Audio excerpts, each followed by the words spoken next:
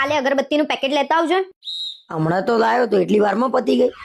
હમણાંથી હું 2 અગરબત્તી એસી ના, વોશિંગ મશીન ના અને ભગવાનના તો કરવાની જ. એટલે ગાડી થઈશું. વોશિંગ મશીન ના ને એસી ને તો કઈ અગરબત્તી કરાતી હશે. તો મારું કેવું એવું જ છે, વોશિંગ મશીન ને એસી અગરબત્તી કરવા લાયા છો.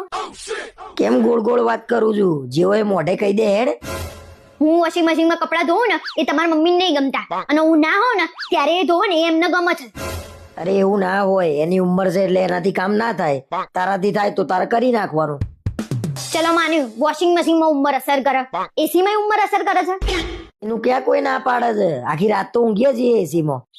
અરે મને એવું કહેતા હતા, રૂમ ઠંડો થાય ને એટલે એસી બંધ કરી દેવાનું. તારા છે ને આવડી નાની નાની વાતોમાં ખાંચા નહીં પાડવાના. એ આપણું જ વિચારે છે ને. સારું, હું અહીંયાથી આપણું સારું જ વિચારીશ. આપણે છે ને હવે બસમાં જ ફરવાનું, ગાડી બાઈક નો ઉપયોગ કરવાનો જ નહીં. ભગવાન આ તો બૈરું હારું મળ્યું છે, તે બસમાં જવા દે છે. બીજું મળ્યું હોય તો